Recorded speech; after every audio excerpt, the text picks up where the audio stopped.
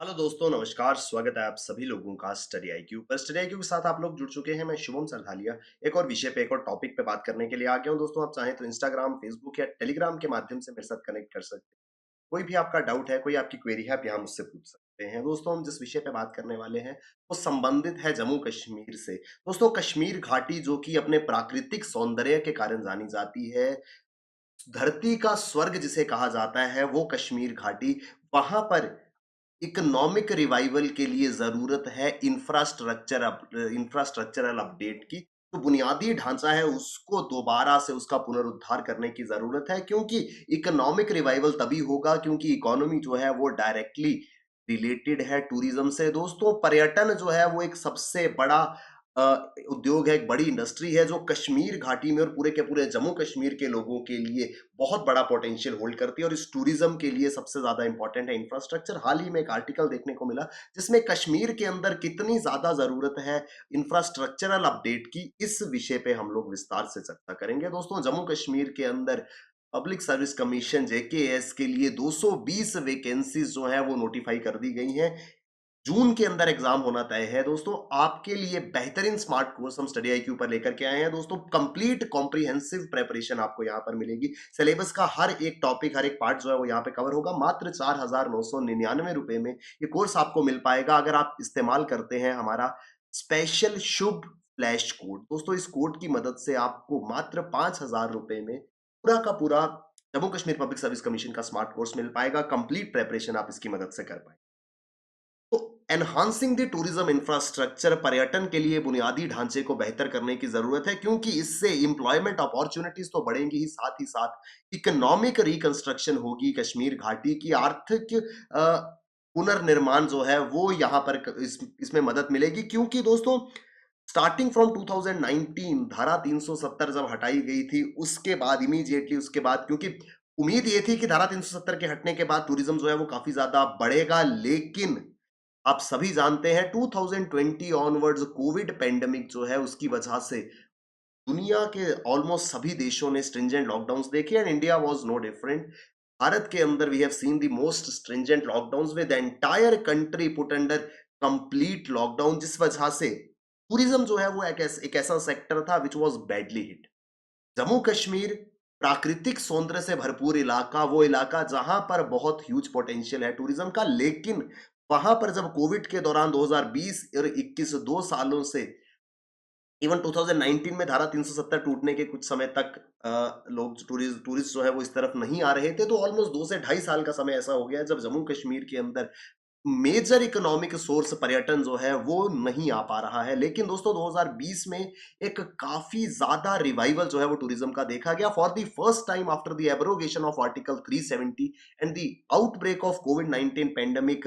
2022 वो साल है जब Kashmir valley has seen a record breaking revival of tourism, यानी कि खुशी की बात है, एक साय ऑफ रिलीफ है पूरे के पूरे जम्मू कश्मीर के लिए, कश्मीर घाटी के लोगों के लिए, कि पर्यटन जो है वो वापस जम्मू कश्मीर में आ रहा है। जम्मू कश्मीर के लिए one of the main stay of economy है, अर्थव्यवस्था का मुख्य आधार है ये टूरिज्म। दोस्तों, कश्मीर घाटी चाहे डल लेक हो चाहे गुलमर्ग हो, ये वो इलाके हैं जो भारत ही नहीं दुनिया के सभी कोनों में अपने प्राकृतिक सौंदर्य के लिए जाने जाते हैं। जिस तरीके की गर्मी पड़ रही है दोस्तों, गर्मी से निजात पाने के लिए लोग जो है वो पहाड़ी इलाकों का रुख कर रहे हैं, और जम्मू कश्मीर कश्मीर घाटी जो है वो लोगों के लिए बहुत ही अट्रैक्टिव डेस्टिनेशन बन रहा है। करीब 0.34 मिलियन टूरिस्ट जो हैं वो जनवरी से लेकर के अप्रैल के महीने तक जम्मू कश्मीर पहुंच चुके हैं। दोस्तों, अप्रैल के महीने में जिस तरीके से गर्मी बढ़ी है, तो टूरिज्म का और ज्यादा राइज जो है वो देखने को मिलेगा, जिससे डोमेस्टिक टूरिज्म इंडस्ट्री को बहुत बड़ा एक बूस्ट जो है वो देखने को मिला है। दोस्तों, अगर हम बात करें श्रीनगर एयरपोर्ट की, जिसका नाम the Sheikh ul Alam international airport, यहाँ पर हाईएस्ट नंबर ऑफ पैसेंजर जो है वो देखे गए। 102 फ्लाइट्स ऑपरेट हुई पिछले समय में। 11 अप्रैल तक की जो डेटा है उस हिसाब से 102 फ्लाइट्स जो है इस जनवरी से अप्रैल के महीने में देखने को मिली है। The industry has already earned a windfall and the tourist season is expected to boom this year onwards. एक अप्रत्याशित कमाई जो है वो ऑलरेडी टूरिज्म से टूरिस्ट इंडस्ट्री जो है वो देख रही है, और ये भी उम्मीद है कि इस बार बड़े संख्या में टूरिज़्म जो है वो यहाँ पर होगा, पर्यटक जो हैं वो पहुँचेंगे। इस बात को लेकर के जो होटलर्स हैं और हाउस बोट ओनर्स हैं दोस्तों, कश्मीर की शान डल लेक के बीचों-बीच मौजूद ब्यूटीफुल हाउस बोट्स जो हैं या डल लेक के किनारे पर बसे हुए होटल्स जो हैं, इनके मालिकों का कहना है कि इनके पास अगले 20 दिनों की एडवांस बुकिंग जो है वो आ चुकी हैं और डिमांड सप्लाई के कंसेप्ट को देखते हुए 30 से 50% तक किराया जो है वो रूम्स का बढ़ा दिया गया है। जो टैक्सी ड्राइवर्स हैं, वो खुश हैं कि लंबे समय के बाद करीब 3 साल के अंतराल के बाद दोबारा से खुशहाली के ये दिन लौटे हैं जब उनके पास टूरिस्ट है। लेकिन दोस्तों, क्या इस टूरिज्म को वेलकम करने के लिए क्या इनको प्रॉपर इनकी हॉस्पिटैलिटी के लिए हमारे पास इंफ्रास्ट्रक्चर है? This economic gains brought the boom to tourism industry may be short lived. कहीं ऐसा तो नहीं कि ये कुछ दिन का ही पूरा का पूरा प्रोसेस बने? क्यों? क्योंकि टूरिस्ट जब यहाँ पर आता है, अगर उसे सही ढंग से इंफ्रास्ट्रक्चर नहीं मिलता है, उसको फैसिलिटीज़ नहीं मिलती हैं, तो टूरिस्ट यहाँ रुकना पसंद नहीं करते। और आज सोशल मीडिया के दौर में आपने देखा होगा, कहीं कुछ भी प्रॉब्लम होती है, तो लोग एकदम से उसको सोशल मीडिया पे पोस्ट करते हैं और लोग जो हैं, इस तरीके से दूसरों को भी डिस्करेज कर सकते हैं कि यहाँ ना आए, यहाँ पर फैसिलिटीज़ जो हैं वो नहीं है। दोस्तों, बात दरअसल ये है कि घाटी में आज भी इंफ्रास्ट्रक्चरल डेल्थ जो है वो मौजूद है।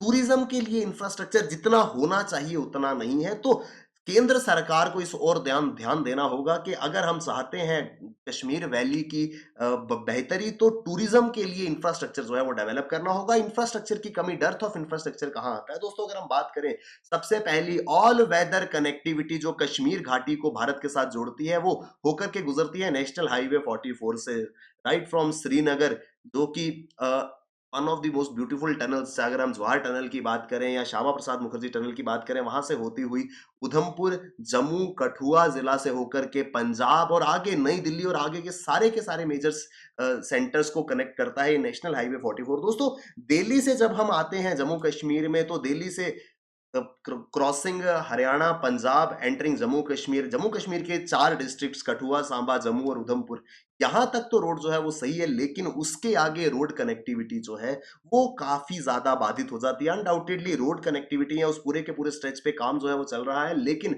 लैंडस्लाइड्स के कारण ये स्ट्रेच जो है वो बहुत लंबे समय तक बंद रहता है और ये एकमात्र रास्ता है बाय रोड कश्मीर घाटी तक पहुँचने का। ये 295 किलोमीटर लंबा हाईवे जो है वो लंबे समय के लिए बंद हो जाता है, क्योंकि भूस्खलन यहाँ पर होते हैं।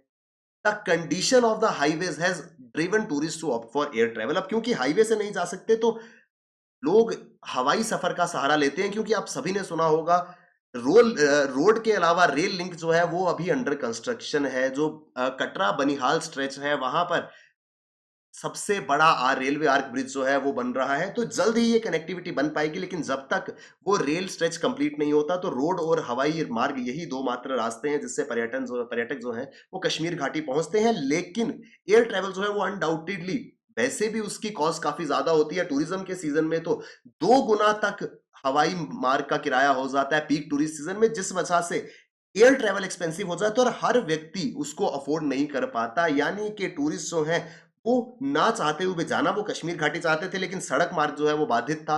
इस वजह से उनको हवाई मार्ग का सहारा लेना पड़ा, लेकिन हवाई मार्ग पे कॉस्ट बहुत ज्यादा थी, तो वो फिर हिमाचल या किसी और राज्य की ओर अपना रुख करते हैं। दोस्तों, टूरिज्म जो है वो धीरे धीरे पेस पकड़ रहा है, लेकिन क्या हम लोग उनको मूलभूत सुविधाएं दे पाए हैं?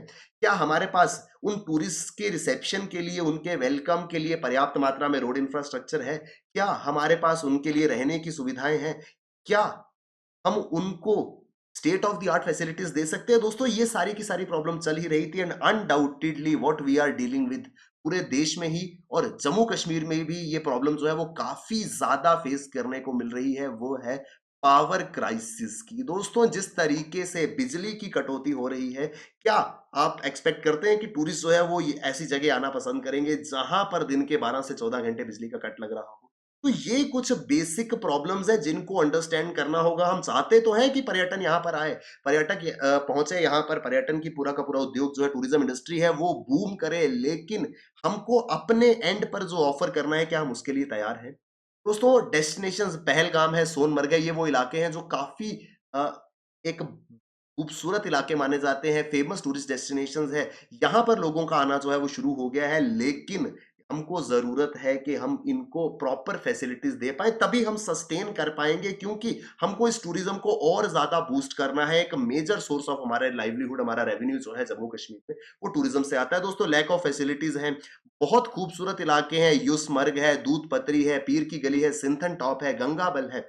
ये सारे के सारे इलाके जो हैं, ये बहुत ही खूबसूरत हैं, बहुत ज़्यादा पोटेंशियल रखते हैं टूरिज़्म का। इसके अलावा दोस्तों, जम्मू डिवीज़न की अगर हम बात करें तो कठुआ जिला के बनी आदि के इलाके हैं जो कि बहुत खूबसूरत हैं, लेकिन प्रॉब्लम वही है कि टूरिज्म फैसिलिटीज वहां पर सही ढंग से मौजूद नहीं है। तो इस और सरकार को जो है वो अपना ध्यान देना होगा, चाहे कश्मीर घाटी हो, चाहे जम्मू के पहाड़ी इलाके हों, बहुत ही ज्यादा पोटेंशियल होल्ड करते हैं। ये हमारा सरथल का इलाका है, ये वो इलाके हैं जहां पर टूरिज्म का पोटेंशियल तो है, लेकिन देश और दुनिया के पर्यटकों को इन इलाकों के बारे में जानकारी नहीं है और वो तभी होगी जब सरकार इस दिशा में काम करेगी। यहाँ पर फैसिलिटीज जो है वो डेवलप करनी होंगी, तभी इस टूरिज्म को हम सस्टेन कर पाएंगे और ये जो बूम हमको मिला है करीब 3 साल के बाद, इसको आगे फर्दर जो है वो एनहांस करना है। इसके लिए काफी सारी इंफ्रास्ट्रक्चरल डेवलपमेंट्स की जरूरत होगी। सरकार को जरूरत है, government needs to urgently look beyond Dal lake, Gulmarg and Pahalgam. दोस्तों